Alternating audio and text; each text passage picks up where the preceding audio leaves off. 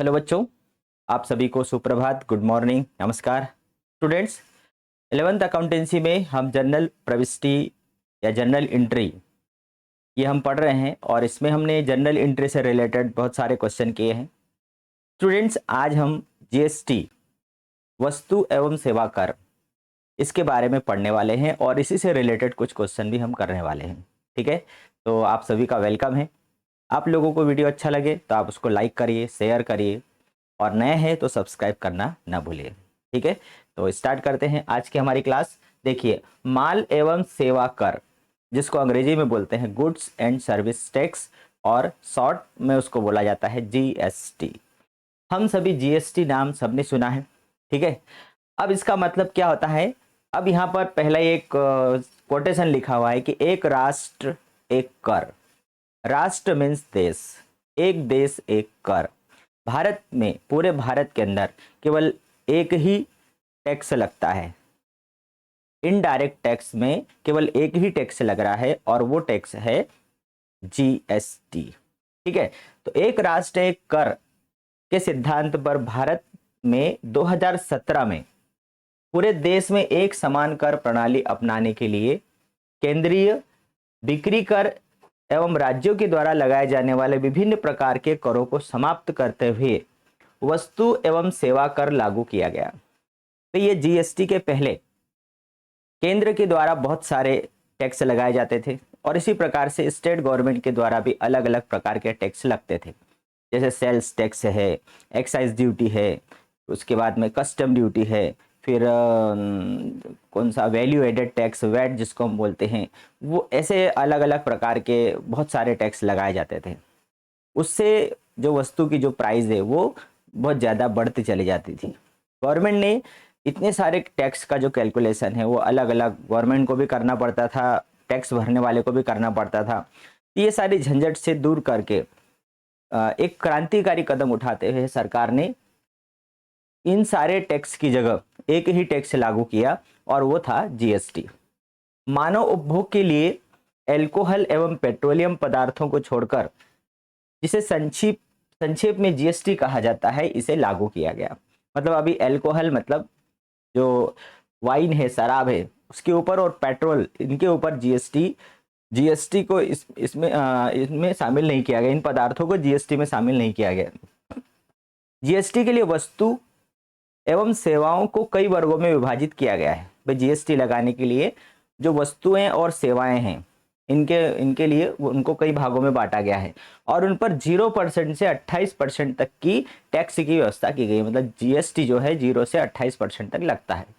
अब जीएसटी की क्या विशेषता है वो देख लेते हैं। तो सबसे पहली विशेषता है कि जीएसटी वस्तुओं और सेवाओं की पूर्ति पर लगाया जाता है।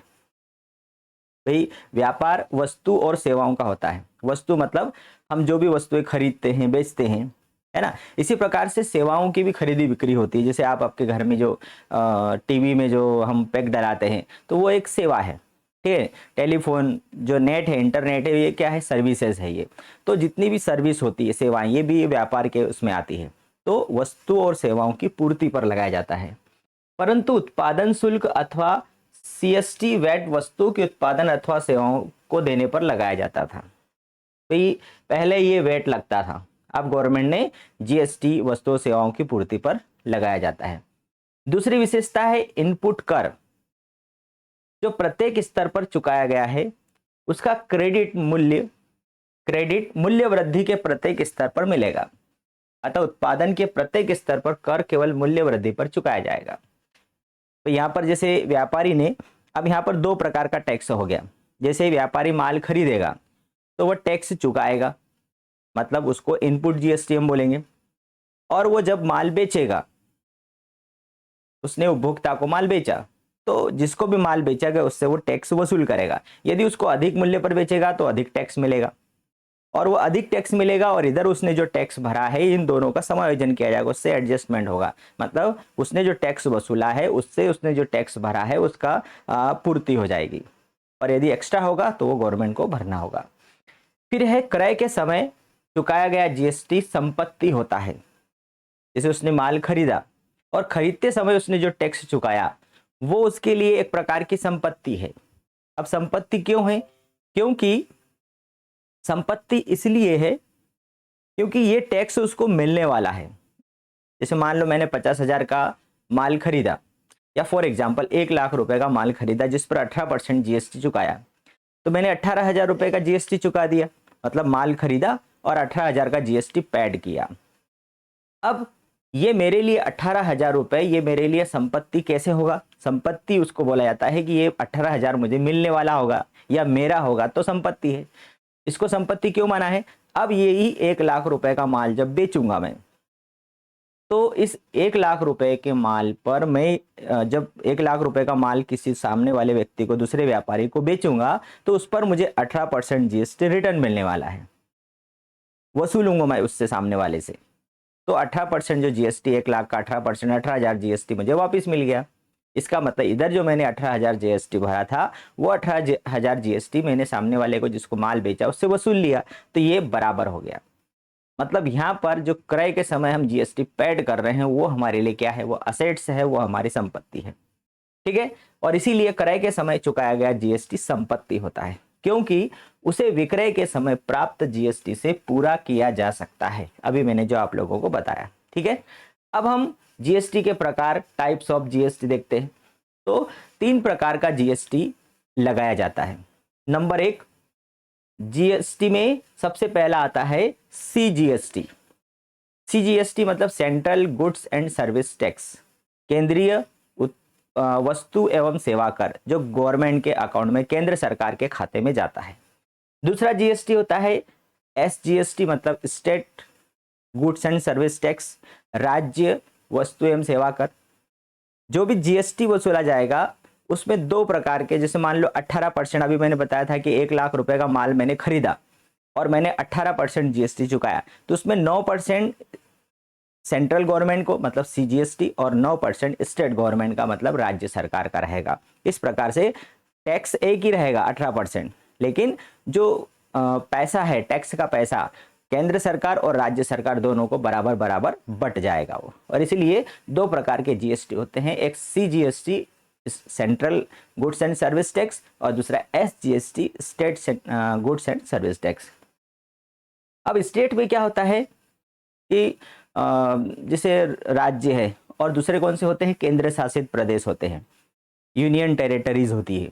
ठीक है, तो केंद्र शासित प्रदेशों के लिए जैसे हम state government, state goods and service tax बोलते हैं, तो जहाँ केंद्र शासित प्रदेश रहेंगे उसको हम क्या बोलेंगे?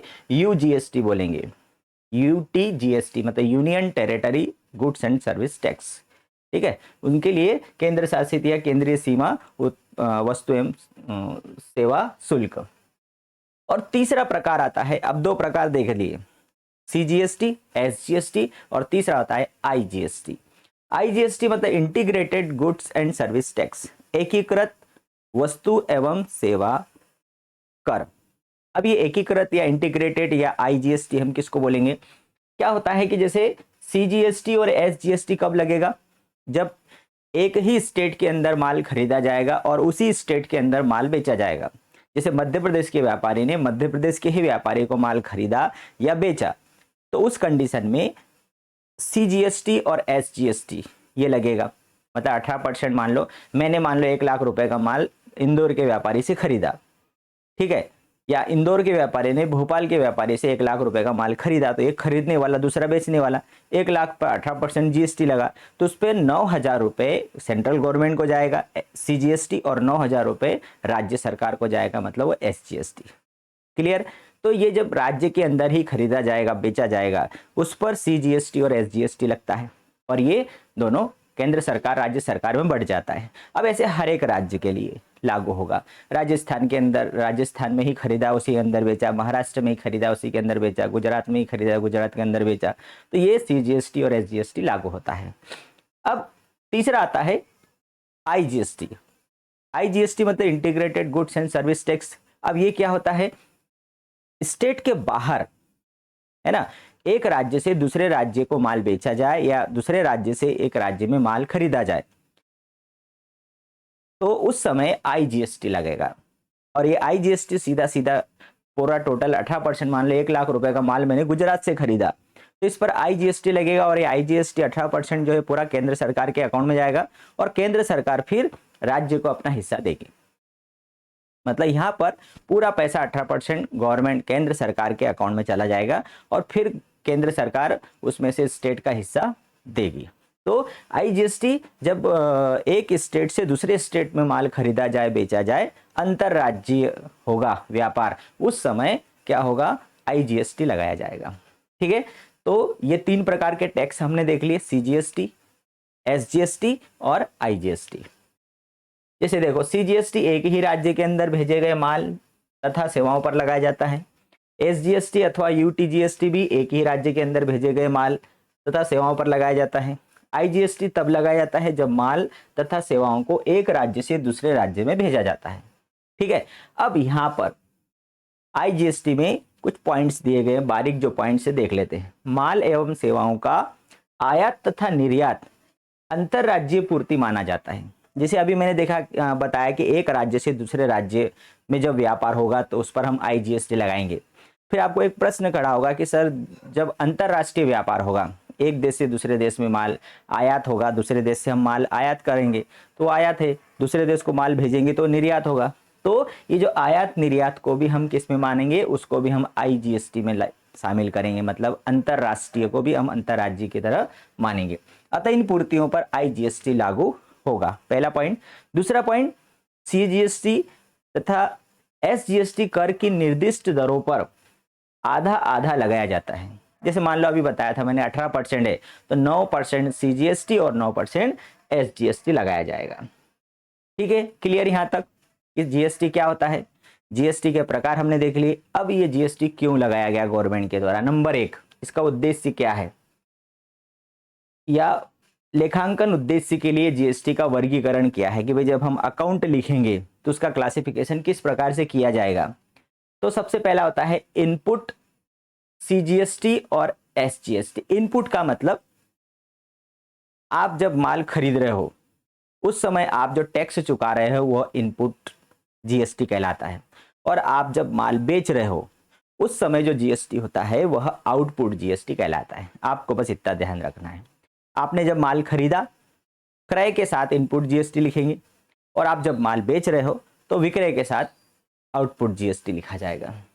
इनपुट CGST या इनपुट SGST माल एवं सेवाओं के एक ही राज्य में क्रय पर भुगतान किया जाता है तथा आउटपुट CGST और आउटपुट SGST अथवा एकत्रित GST के विरुद्ध समायोजित किया जाता है। अभी मैंने बताया था कि जैसे मैंने 1 लाख का माल खरीदा था, 18,000 मैंने GST चुकाया, जब माल बेचूंगा 18,000 GST मुझे मिल जाएगा, तो ये समायोजित हो जाएगा। मतलब इनपुट GST आउटपुट GST से समायोजित हो जाता है, उसकी पूर्ति उससे हो जाती है। दूसरा पॉइंट है IGST। इनपुट IGST माल तथा सेवाओं के अंतरराज्यीय क्रय पर लगाया जाता है तथा आउटपुट IGST अर्थात एकत्रित IGST के विरुद्ध समायोजित किया जाता है।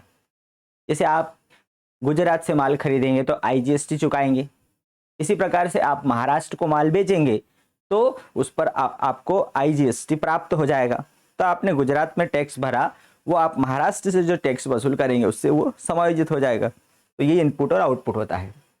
अब आउटपुट CGST SGST का आशय माल एवं सेवाओं की एक ही राज्य के अंदर पूर्ति से प्राप्त GST से होता है।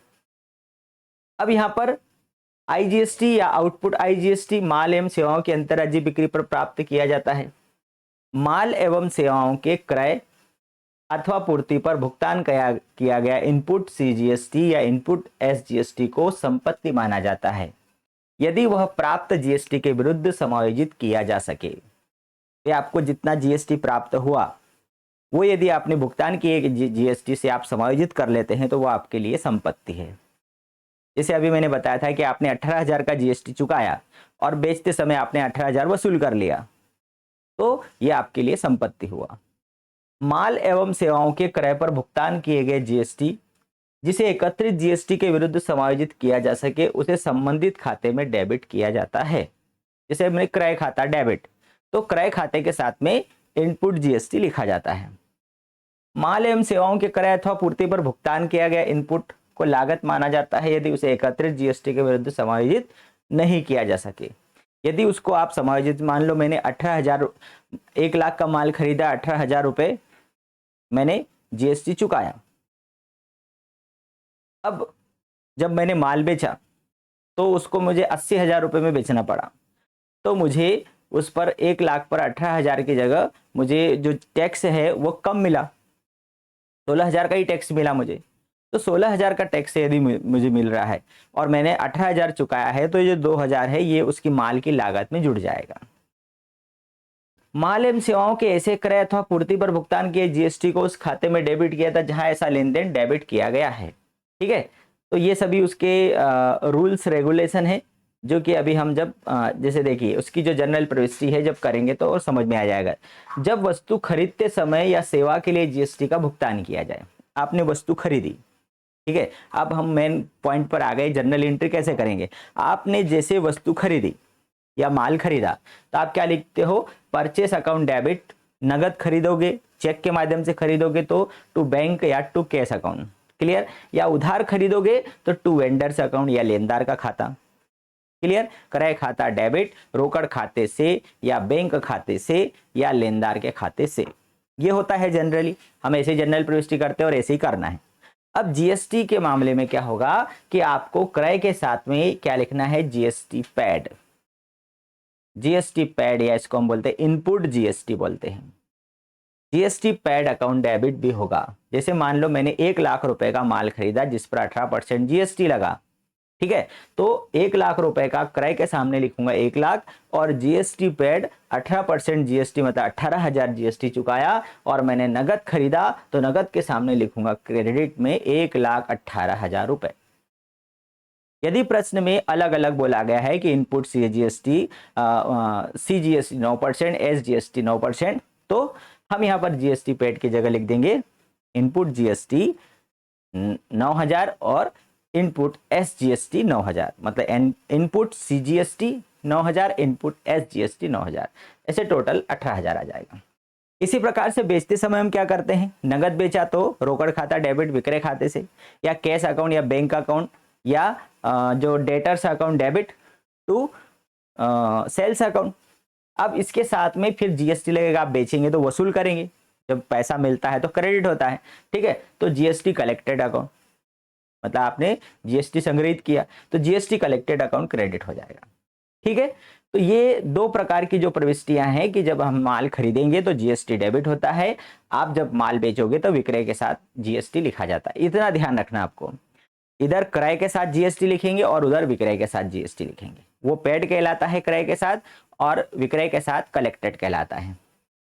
अब आपने जो जीएसटी प्राप्त किया है, मतलब माल बेचते समय आपने जो संग्रहित किया गया है, उससे आपने भुगतान किए गए जीएसटी को एडजस्ट कर समायोजित करना पड़ता है। तो यहाँ पर तीसरी एंट्री क्या होगी, GST collected account debit to GST pad.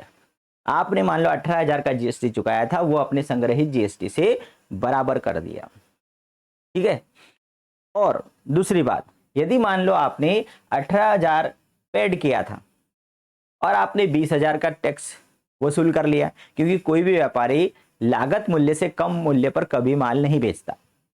वो 1 लाख रुपए का माल खरीदा है तो वह उसको 1.5 लाख में बेचेगा, अधिक से अधिक मूल्य पर बेचे, इसका मतलब कि वो जीएसटी ज्यादा ही वसूल करेगा। तो जो एक्स्ट्रा कलेक्टेड जो जीएसटी होगा वह गवर्नमेंट के अकाउंट में जमा करना पड़ेगा। तो GST collected account debit to bank account, ठीक है। तो ये इस प्रकार से हम अब कुछ सवाल करने वाले हैं, उन सवालों को हम देखने वाले हैं, ठीक है। चलिए अब हम सवाल के ऊपर आ जाते हैं।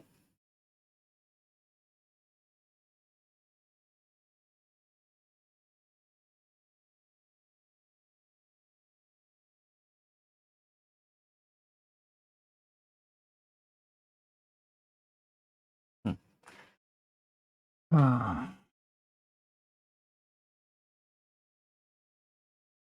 सबसे पहला क्वेश्चन हमारे सामने दिया गया है, देखिए जीएसटी का पहला क्वेश्चन आप लोगों के सामने है। अब मैं उसको आप लोगों के सामने उसको एक्सप्लेन कर देता हूं, समझा देता हूं, ठीक है। देखिए सबसे पहला क्वेश्चन दिया गया है, निम्नलिखित लेन देनों को मैसर्स प्रियांक सेल्स की पुस्तकों में जर्नल में लिखिए, ठीक है, जर्नल में प्रविष्टि करना है। पहला पॉइंट क्या दिया है, समूल से क्रय किया गया माल 50,000 रुपए घटाया 20% डिस्काउंट जोड़ा 10% जीएसटी। इसका मतलब क्या हुआ कि आपने समूल से 50,000 रुपए का माल खरीदा जिस पर आपको 20% व्यापारिक डिस्काउंट मिला। मतलब 50,000 का 20% कितना हो गया, 20,500, 5 एकम 5 मतलब 10,000 रुपए हो गया। इसका मतलब आपने जो माल बेचा है वो 50,000 में 10,000 छूट मिल गई आपको, व्यापारिक छूट। तो आपने कितने का माल क्या है खरीदा, 40,000 रुपए का माल खरीदा। ठीक, 50,000 रुपए का माल था, उसको आपने 20% व्यापारिक बट्टे पर खरीदा, मतलब आपको 10% डिस्काउंट मिल गया, तो आपने 40,000 रुपए का माल खरीदा। क्या एंट्री हो जाएगी, क्रय खाता डेबिट समूल से। ठीक है, 40,000 रुपए पर 10% जीएसटी आपने चुकाया। 40,000 का 10% मतलब 4,000 रुपए आपने जीएसटी चुकाया। तो यहां पर क्या जनरल प्रविष्टि हो गई, क्रय खाता डेबिट, ठीक है, जीएसटी खाता डेबिट समूल से। मतलब यहां पर आपने जीएसटी भुगतान कर दिया। इसको हम क्या बोलेंगे, input GST. Input GST account debit to, या जीएसटी पैड भी लिख सकते हैं। ठीक है, तो GST paid account debit to समूल। क्लियर। यहां पर मैं आपको फिर से उसकी एंट्री करके बता देता हूं कि आप उसकी एंट्री किस प्रकार से करेंगे। हम लिखेंगे purchase account debit, purchase account debit. आपने कितने का माल खरीदा, 50,000 रुपए का माल था, 20% व्यापारिक बट्टा माइनस कर दिया, 10,000 रुपए, तो कितने का माल खरीदा आपने, 40,000 का माल खरीदा। इस पर आप जीएसटी पैड कर रहे हैं। भाई जब भी आप माल खरीदा जाएगा तो आप जीएसटी आपको भुगतान करना पड़ेगा। तो 40,000 पे 10% जीएसटी भुगतान करी, मतलब कितनी भुगतान करी आपने, 4,000 की। और टू समूल, टू समूल कितना हो गया, 44,000। बस ये जनरल प्रविष्टि है, ये जनरल प्रविष्टि हो गई। क्लियर। चलिए सेकंड नंबर पे आ जाते हैं। 15,000 रुपए का माल रमन को विक्रय किया। आपने रमन को 15,000 रुपए का माल विक्रय किया, विक्रय मूल्य 20,000। माल 15,000 का था और आपने 20,000 में बेचा। साथ ही जीएसटी 10% आपने वसूल किया, बेचते समय आप वसूल करने वाले हो। ठीक है, तो क्या जनरल प्रविष्टि होगी, भाई आपने रमन को माल बेचा तो रमन क्या हो गया, रमन डेबिट हो गया, क्योंकि आपने रमन को माल बेचा। टू सेल्स अकाउंट, आपने कितने का माल बेचा, रमन को 20,000 रुपए का माल बेचा। ठीक है भैया, 20,000 रुपए का आपने माल बेचा। अब टू जीएसटी कलेक्टेड, इस पर आप क्या कर रहे हो, जीएसटी कलेक्ट कर रहे हो।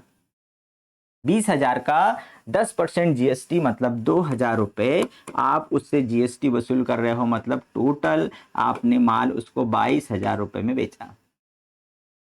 15,000 रुपए कॉस्ट थी, उसको 20,000 रुपए में बेचा और 20,000 पे 10% जीएसटी आपने वसूल किया, मतलब 22,000 रुपए का रमन को माल बेचा। 20,000 रुपए का माल है, 2,000 रुपए जीएसटी है, टोटल हो गया 22,000 रुपए। क्लियर, ये दो प्रविष्टि हो गई। तीसरा, शेष माल बेचा 40,000 रुपए में। यह शेष माल कहां से आ गया, आपने माल खरीदा था 50,000 रुपए का, मतलब 40,000 रुपए का आपने माल खरीदा था।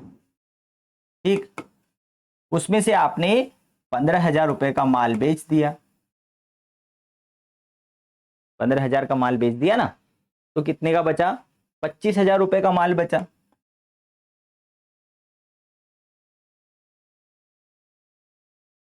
₹40,000 रुपए का माल खरीदा और उसमें से 15,000 रुपए का माल आपने बेच दिया, तो 25,000 रुपए का माल बचा। शेष माल आपने 40,000 रुपए, शेष माल बेचा 40,000 रुपए और चेक द्वारा भुगतान किया, मतलब भुगतान चेक द्वारा किया गया उसको। ठीक है, तो 25,000 रुपए का माल आपने 40,000 रुपए में बेच दिया। तो यहां पर क्या आएगा, bank account debit, bank account debit to sales account, कितने में बेचा आपने उसको, 40,000 टू जीएसटी कलेक्टेड अकाउंट। 40,000 का 10% 4,000, मतलब 44,000 रुपए का आपने माल बेच दिया। ठीक है, अब इसको हम बोर्ड के ऊपर ले आते हैं, वहां पर आपको और आसानी से समझ में आ जाएगा। ठीक,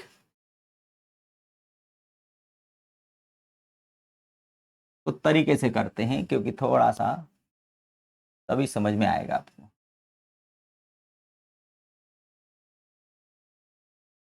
क्योंकि जीएसटी का प्रश्न पूछा जाता है, जीएसटी का प्रश्न कई बार परीक्षाओं में पूछा गया है, इसलिए थोड़ा सा यदि आप उसको समझ जाएंगे तो आप आसानी से कर लेंगे।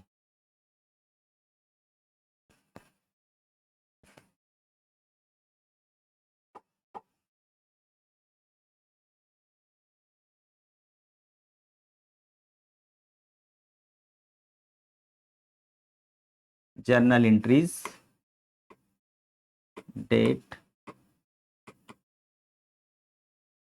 Particular, LF, debit and credit. थोड़ा डार्कनेस बढ़ा ले। डेट दिए नहीं दिए, ठीक है। नंबर 1, आपने समूल से माल खरीदा, क्या लिखेंगे आप, purchase account debit.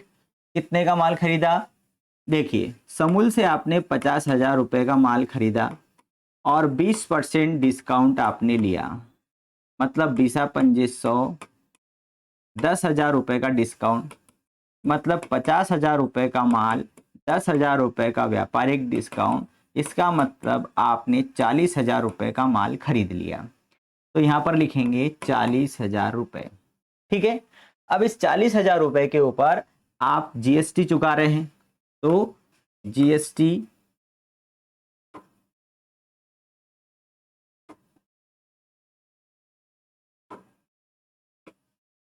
GST paid account debit. 40,000 का 10% कितना होगा, 4,000 रुपए आपने जीएसटी चुकाया टू समूल। भाई आपने किसको माल बेचा, समूल को बेचा, मतलब सॉरी, आपने किससे माल खरीदा, समूल से खरीदा। क्रय खाता debit, GST paid account debit to समूल, समूल से आपने माल खरीदा। गुड्स परचेज्ड, समरी क्या लिखेंगे, goods purchase and GST paid, आपने माल खरीदा और जीएसटी का भुगतान किया। ठीक, जब भी आप माल खरीदेंगे तो क्रय के साथ जीएसटी का भुगतान करेंगे, और यदि आप नकद खरीदेंगे तो यहाँ रोकड़ खाता आएगा, उधार खरीदेंगे तो सामने वाले का नाम आएगा। सेकंड नंबर पर चलते हैं। सेकंड नंबर नाम किसका है, आपने इस माल में से बेचा, 15,000 रुपए का माल रमन को विक्रय किया, तो रमन डेबिट, रमन पाने वाला है, टू सेल्स अकाउंट। 15,000 रुपए का माल आपने रमन को 20,000 रुपए में बेचा। ठीक है, 15,000 रुपए का माल 20,000 में बेचा, और साथ में उस पर आपने 10% जीएसटी कलेक्ट किया, जीएसटी कलेक्टेड अकाउंट। 20,000 का 10% आपने 2,000 रुपए जीएसटी कलेक्ट किया, इसका मतलब आपने रमन को 22,000 रुपए का माल बेचा। समरी क्या आएगी, goods sold and GST collected, आपने माल बेचा और आपने जीएसटी कलेक्ट करी। क्लियर, रमन डेबिट हो गया क्योंकि रमन पाने वाला है, आपने माल बेचा 20,000 का और जीएसटी आपने उससे वसूल करी, 2,000 रुपए की जीएसटी आपने उससे वसूल करी। ठीक है, तीसरी एंट्री क्या होगी, तीसरी एंट्री हमारी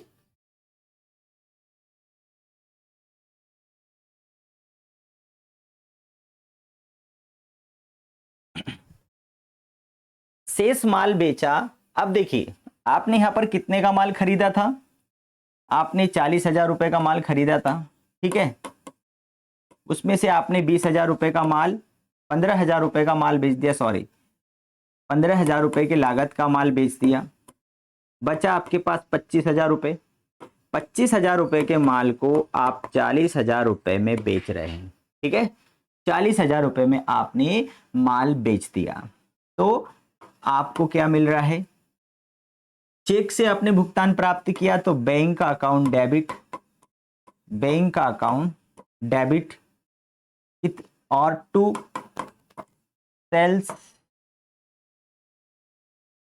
कितने का माल बेचा? 40,000 रुपये का माल बेचा। इस पर भी आप जीएसटी कलेक्ट करेंगे, जीएसटी कलेक्टेड अकाउंट।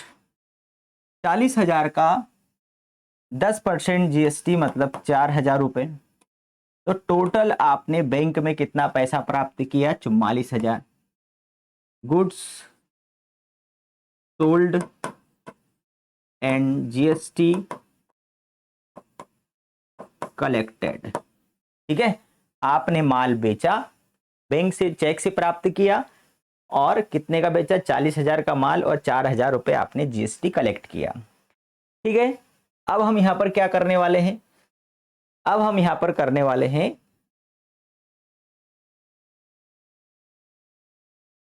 अगली एंट्री क्या है हमारी?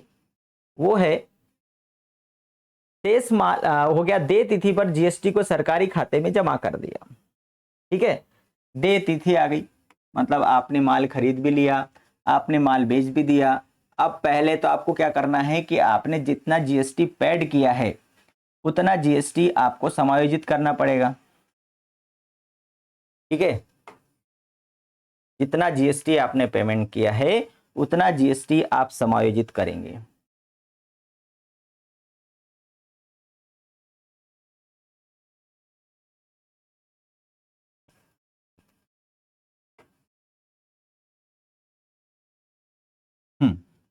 तो 4 नंबर पे क्या आ जाएगा? GST collected account debit to GST paid account. आपने कितना जीएसटी पेड किया है? देखो जीएसटी पेड आपने यहाँ 4,000 किया है, ठीक है। तो हम यहाँ जीएसटी 4,000 रुपये आपने पेड किया है, वो आप कलेक्टेड जीएसटी से समायोजित कर देंगे। तो यहाँ आएगा जीएसटी एडजस्टेड। आपने जीएसटी का क्या कर लिया? समायोजन कर लिया, ठीक है।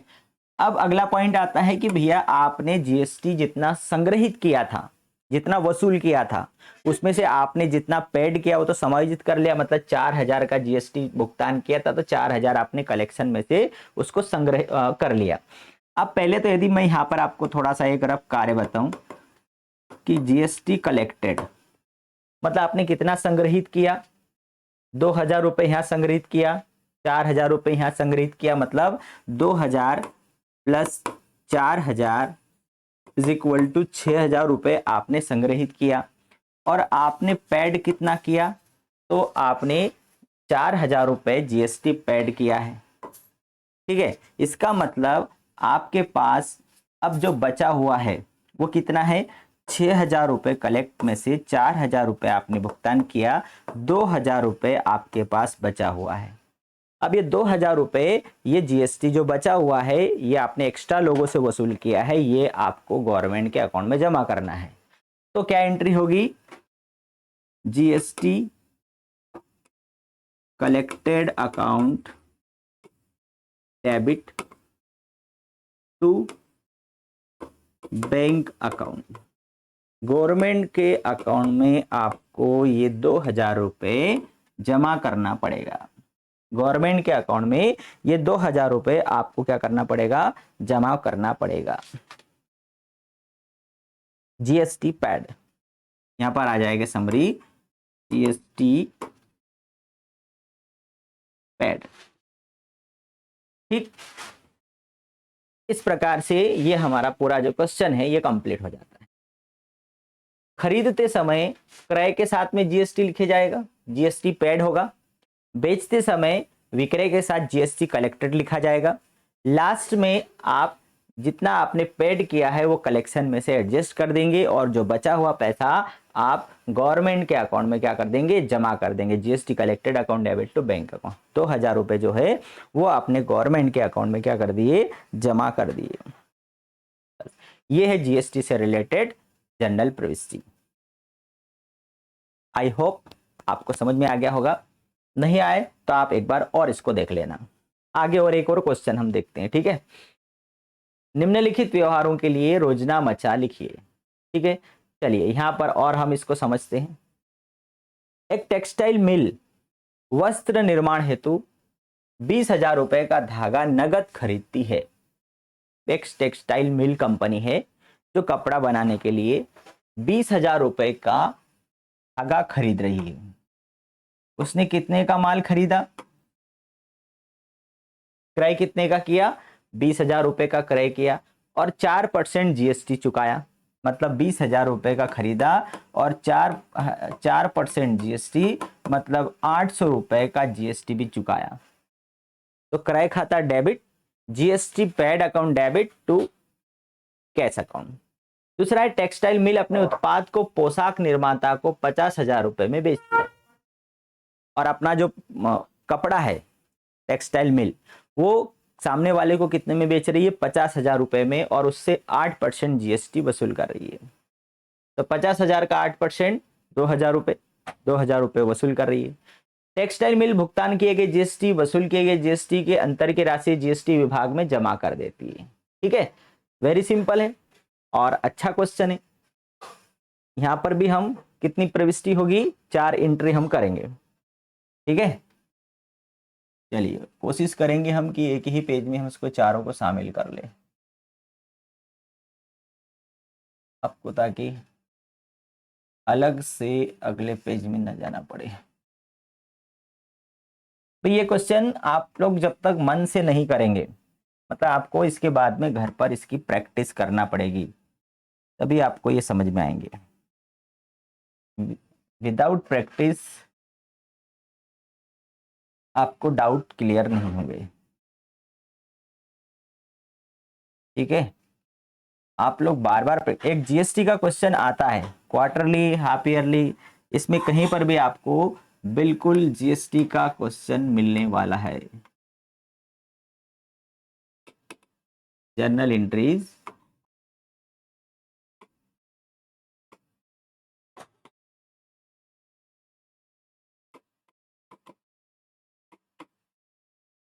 नंबर 1, सबसे पहले तो टेक्सटाइल मिल वस्त्र निर्माण हेतु 20,000 रुपए का धागा खरीदा। तो क्या लिखेंगे हम, परचेस अकाउंट डेबिट। कितने का धागा खरीदा, 20,000 रुपए का धागा खरीदा और इस पर 4% जीएसटी चुकाया। तो 20,000 रुपए का धागा और 4% जीएसटी, 200 गुणित 4 मतलब 800 रुपए का जीएसटी आपने भुगतान किया। तो यहां पर क्या आएगा, जीएसटी पेड अकाउंट डेबिट, कितना आ गया, 400 टू नगद खरीदा आपने कैश अकाउंट, आपने कितना पेमेंट किया, 20,400 रुपए। Goods purchase and GST paid, आपने माल खरीदा और जीएसटी का भुगतान किया। ठीक, सेकंड नंबर पर आ जाएंगे। उसने अपना कपड़ा 50,000 रुपए में बेचा। टेक्सटाइल मिल अपने उत्पाद को पोशाक निर्माता को 50,000 रुपए में बेचती है और 8% का जीएसटी वसूल करती है। ठीक है, तो यहां पर पोशाक निर्माता मतलब debtors account debit, debtors account debit to sales account, कितने में बेचा, 50,000। अब 50,000 रुपए का 8% जीएसटी वसूल किया तो कितना आएगा, 50,000 का 8% मतलब, सॉरी आटा पंजे 40, 4,000 रुपये। ठीक है, तो टू जीएसटी कलेक्टेड अकाउंट, 4,000 रुपये जीएसटी कलेक्ट किया, मतलब माल बेचा 54,000 रुपये में, goods sold and GST collected, माल बेचा और जीएसटी संग्रहित की गई 4,000 की। ठीक है, अब इसका समायोजन होगा, तो आपने कलेक्शन कितने का किया, आपका कलेक्शन है 4,000 रुपये का, आपने पेड किया है 800 रुपये, बचा कितना 3,200 रुपये। ये आप क्या कर देंगे, कैश पेड कर देंगे, गवर्नमेंट को पेड कर देंगे। तो पहले तो समायोजन कर लेते हैं हम। तो जीएसटी कलेक्शन अकाउंट डेबिट 800, इसकी हम इकट्ठी एंट्री भी कर सकते हैं। चलिए इसकी हम एक इकट्ठी एंट्री करते हैं। भाई आपने जीएसटी कितना कलेक्शन किया, 4,000, अलग अलग नहीं करते, आपने जीएसटी कितना कलेक्शन किया, 4,000। इसके बाद में to GST paid, to GST paid आपने कितना पेड किया, 800, कितना बचा वो आप बैंक अकाउंट 3,200 रुपये वो आपने गवर्नमेंट के अकाउंट में जमा कर दिया। ठीक है, लिखेंगे GST adjusted and paid, GST का समायोजन किया गया और जो बैलेंस बची थी उसको आपने एडजस्ट कर दिया। हो गया क्वेश्चन। ग्रैंड टोटल आपने कर देना, करना है तो।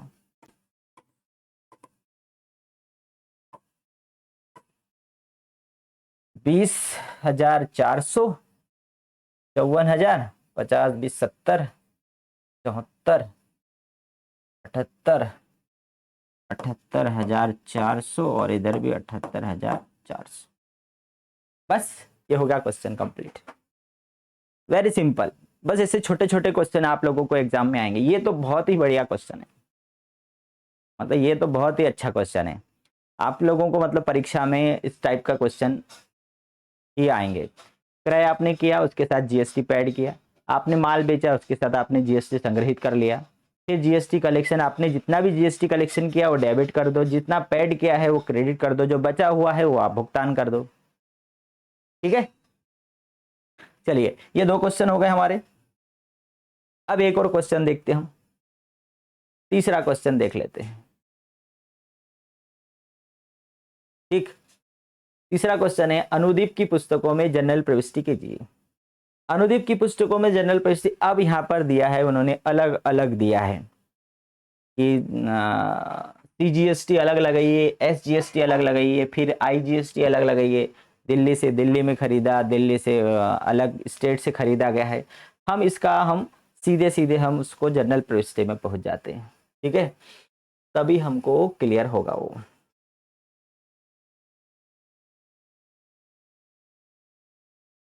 जनरल एंट्री में हम पहुंच जाते हैं और वहीं से हम जनरल प्रविष्टि करेंगे, क्योंकि ऐसा मैं समझाऊंगा फिर आप लोगों को, फिर उसमें बताऊंगा, तो सीधा सीधा हम एंट्री ही करते जाते ना।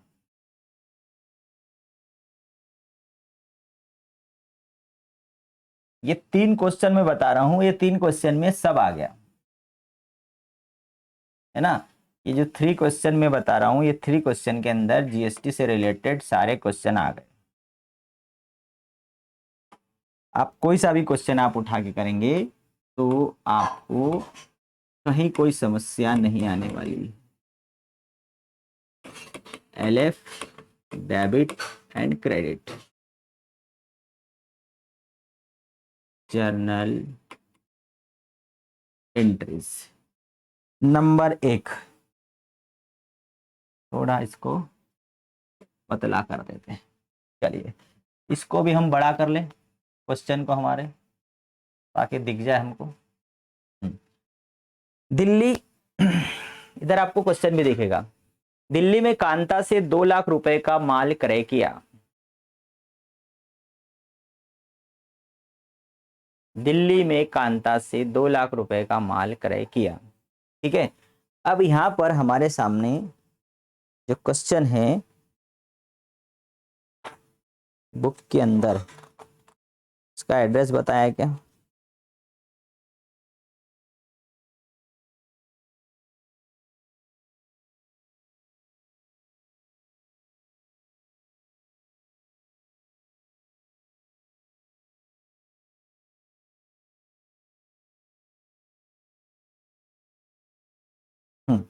चलिए,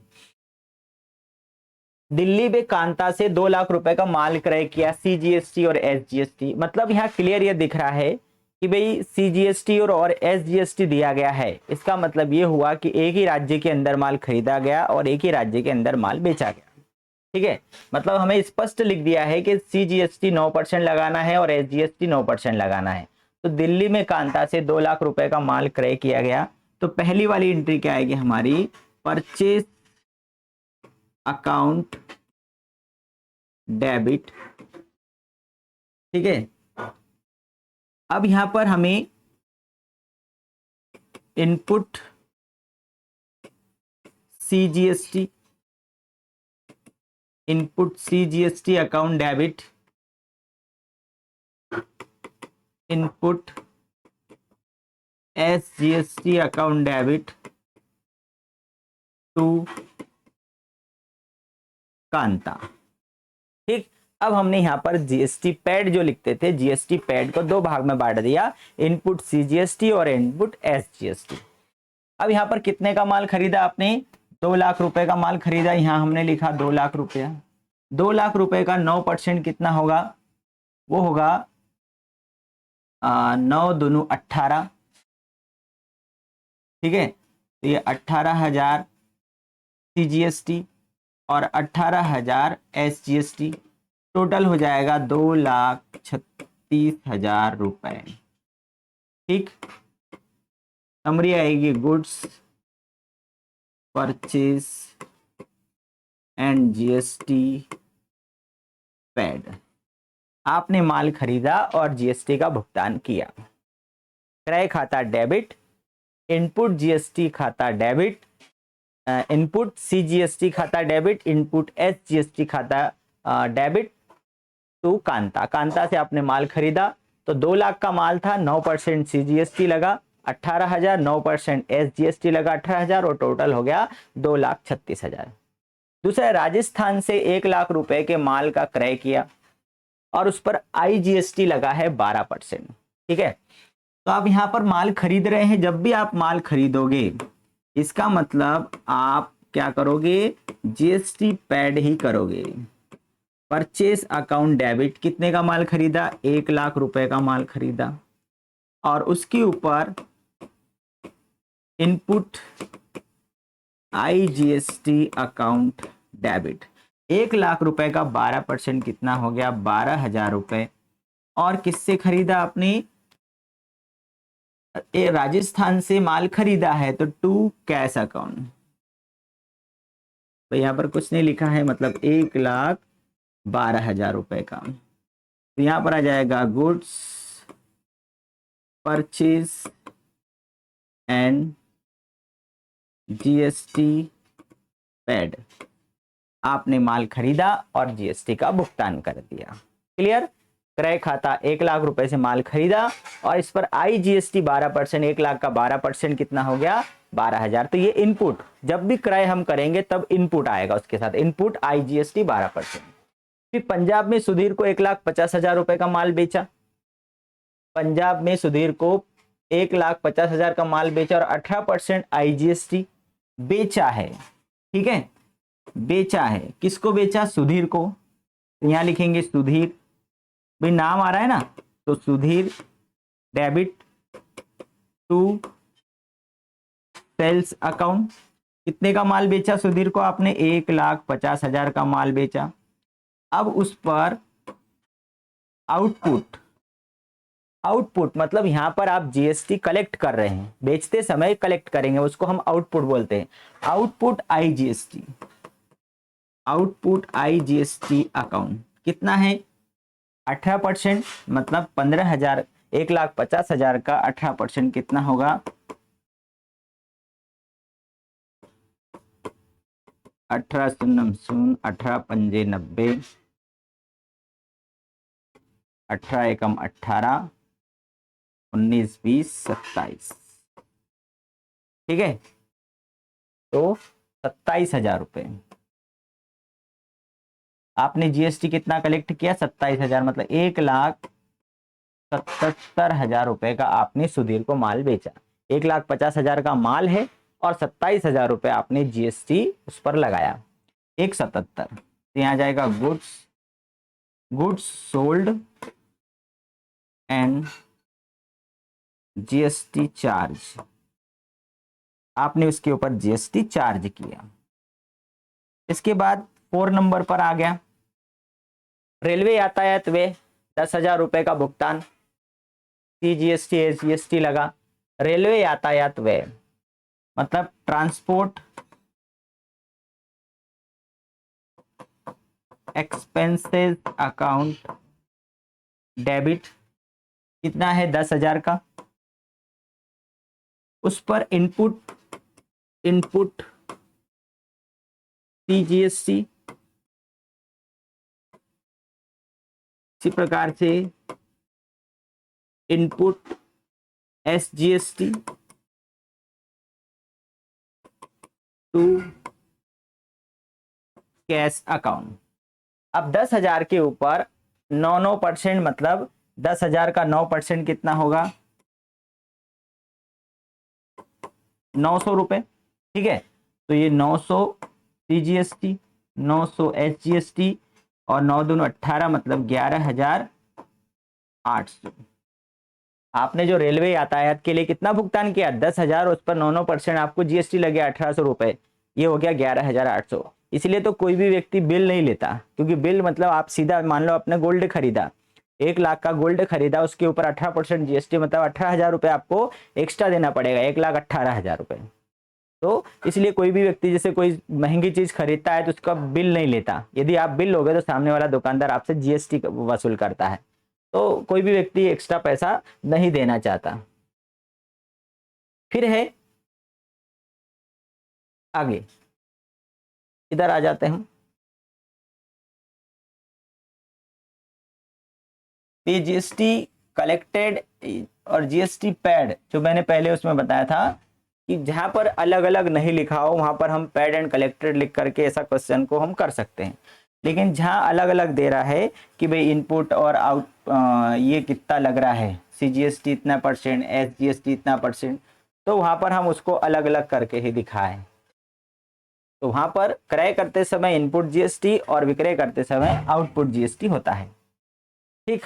अब अगला पॉइंट कौन सा है? 4 के बाद में 5वें नंबर पर, कार्यालय के लिए क्रय 60,000 रुपये, कार्यालय के लिए क्रय किया गया 60,000 रुपये।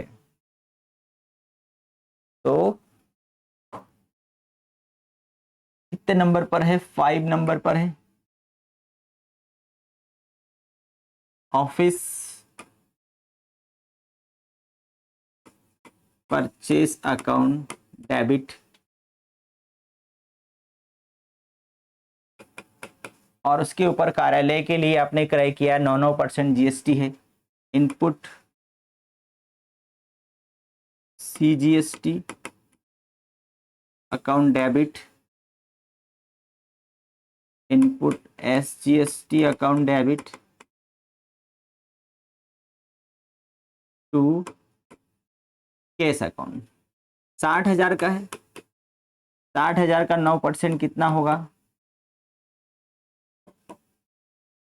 6×54, 5,400, यहाँ भी 5,400, टोटल हो जाएगा 70,800 रुपये, ठीक है। जब बिल लिया जाता है इतना पैसा एक्स्ट्रा देना पड़ता है। परचेज एंड जीएसटी पैड, आपने खरीदा और जीएसटी पैड किया। ठीक, अगला 6 नंबर पे देखेंगे हम। 6 नंबर पे क्या दिया गया है? उत्तर प्रदेश में सुनील को 1,50,000 का नगद माल बेचा और 18% आईजीएसटी। सुनील को माल बेचा तो सुनील डेबिट, ठीक है, टू सेल्स अकाउंट। 1,50,000 रुपए का माल बेचा और उसके ऊपर आउटपुट आईजीएसटी 18%। 1,50,000 का 18%, अभी वही आया था। कितना आया था? 27,000 रुपये, है ना। 18 पंजे 90, 9 18 एकम 18 और 9 27, 27,000 रुपये यहाँ आपको वसूल हुआ। 1,77,000 रुपये। ठीक, goods sold and GST collected, आपने माल बेचा और जीएसटी का कलेक्शन किया। इसके बाद में ब्रॉडबैंड सेवाओं का 4,000 रुपये का भुगतान किया। ब्रॉडबैंड सेवाओं मतलब इंटरनेट का आपने 4,000 रुपये का भुगतान किया और 9% जीएसटी आपने दिया। ठीक, तो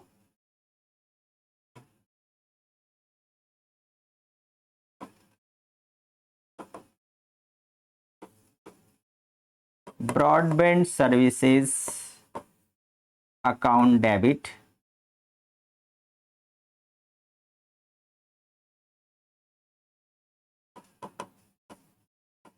इनपुट सीजीएसटी अकाउंट डेबिट,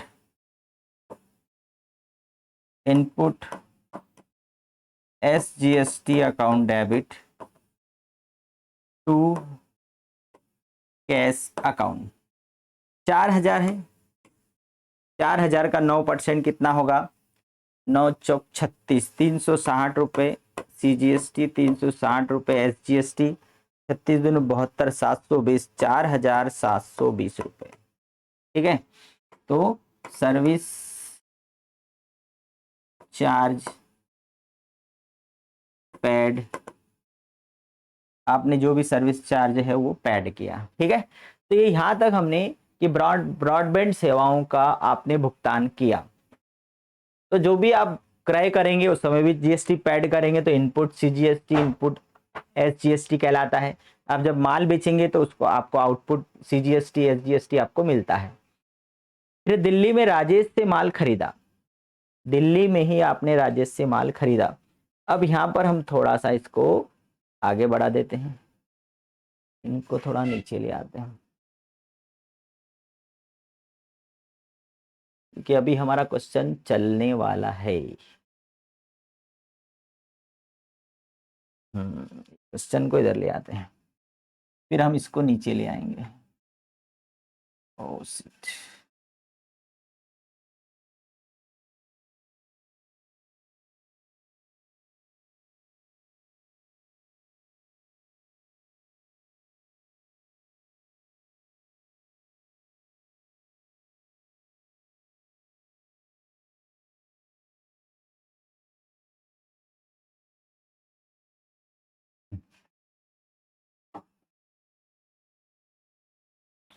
आगे चलेगा हमारा क्वेश्चन 8 के बाद, 7 के बाद 8 नंबर पे। तो 8 नंबर की जो हमारी एंट्री है वो यहाँ आएगी। दिल्ली में राजेश से 50,000 रुपए का माल खरीदा, तो purchase account debit, input CGST account debit, input SGST account debit to Rajesh, to Rajesh, आपने राजेश से माल खरीदा। ठीक, कितने का माल खरीदा? 50,000 का। उस पर 9% मतलब 4500 रुपये CGST, 4500 रुपये SGST, मतलब 59,000 रुपये का आपने माल खरीदा। Goods purchase and GST paid, आपने माल खरीदा और GST का पेड किया। ठीक है, अब हमारे पास में क्या आ गया? अब हमारे पास आ रहा है कि भैया हमने जो भी खरीदा है, जो भी बेचा है, तो उसके लिए अब हमें क्या करना है? हाँ, ठीक,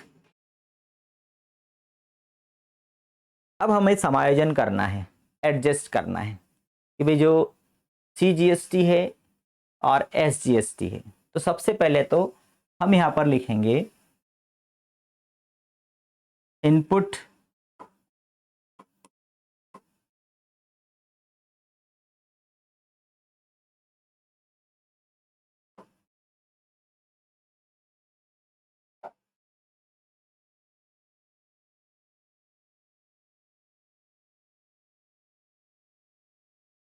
आउटपुट CGST। भाई आउटपुट CGST हमारा कितना है? तो आउटपुट CGST क्रेडिट में मिलेगा, यहाँ भी नहीं है।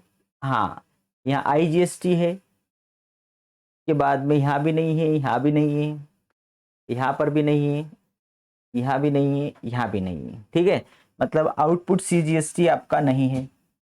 इसके बाद में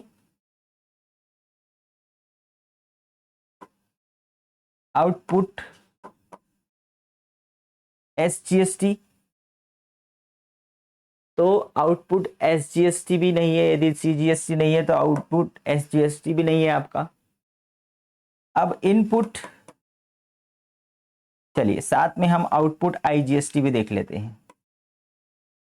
आउटपुट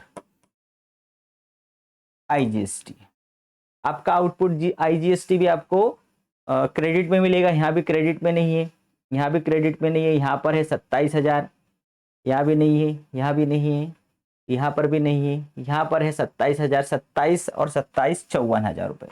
ठीक, आपको आपने अदर स्टेट में माल बेचा और आपको 27,000 का IGST मिला, मतलब टोटल आपने 54,000 का IGST कलेक्ट किया। ठीक है, अब आपने इनपुट CGST, अब हम इनपुट CGST पर आते हैं कि आपने कितना CGST पैड किया। तो इनपुट CGST 18,000, फिर इनपुट CGST 900, तो यहाँ लिखते जाते हैं हम 18,000 प्लस 900, उसके बाद में 4500, के बाद में 5400, के बाद में 360 रुपये। ठीक है, तो 1800 900 मतलब 18,000 है। ठीक है, 18,000 900 4500 5400 और 360, इतना आपने CGST पेड किया है। तो कितना हो जाएगा? 18 और 4 22, 22 5 27, 3 30, नहीं 18 4 22 और 5 27, 27,000, 28,400, 28,800, 29,160 रुपये, 29,160 रुपये ये GST आपने पेड किया है। इसी प्रकार से इनपुट SGST, ये भी वही सेम होगा, 18,900, 4500, 5400, 360, ये 29,160, आपने इतना GST इनपुट GST पेड किया है। इसी प्रकार से इनपुट IGST, ठीक है, तो इनपुट IGST कितना है? यदि हम यहाँ देखें इनपुट IGST 12,000 रुपये, और इनपुट IGST नहीं है, तो इनपुट IGST कितना है 12,000। अब आपका कलेक्शन है 54,000 रुपये का। इसको यदि हम देखें, ये आपका कलेक्शन है 54,000 और ये तीनों को जोड़े तो 29, 29 और 12,000, तो 20 दूनी 40, 50, 50, 9 दूनी 18, 60, 60 और 68, 270, 70,320 रुपये। ठीक है, 70,320 रुपये जो है आपका पेड है। इतना आपने भुगतान किया 70,320 रुपये का। तो यहां पर यदि हम एक जनरल प्रविष्टि करें, छोटी सी जनरल प्रविष्टि यदि हम करते हैं तो क्या आएगा जनरल प्रविष्टि में, GST